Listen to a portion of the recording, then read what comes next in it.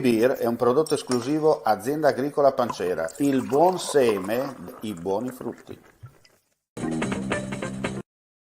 È il momento di Casa Moderna, la fiera dedicata alla casa, all'abitare più amata e attesa in tutto il Friuli Venezia Giulia e non solo.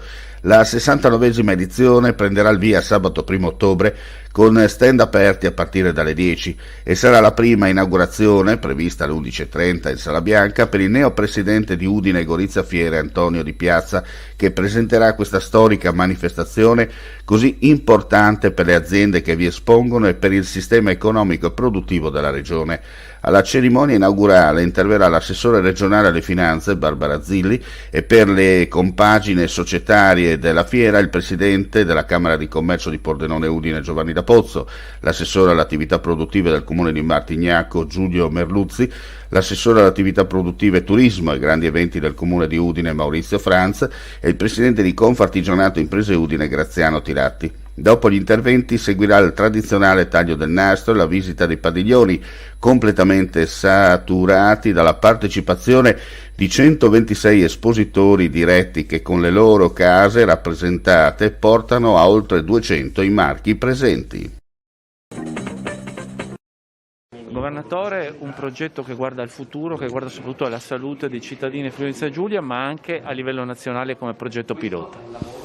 Sì, un progetto innovativo, unico a livello nazionale, dove cerchiamo di costruire la medicina del futuro.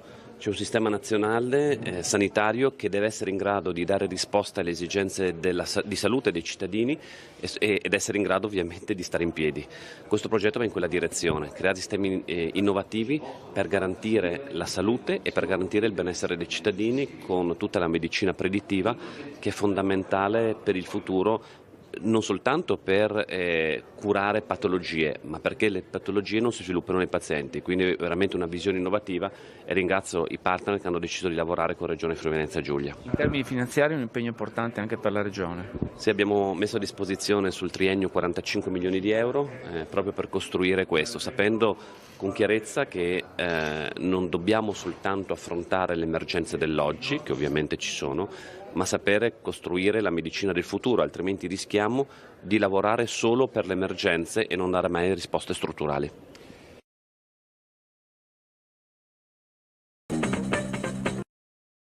Oggi in Friuli Venezia Giulia su 2128 tapponi molecolari sono stati rilevati 254 nuovi contagi.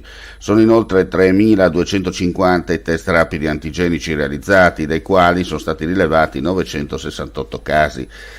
Le persone ricoverate in terapia intensiva sono 4, mentre i pazienti ospedalizzati in altri reparti 136.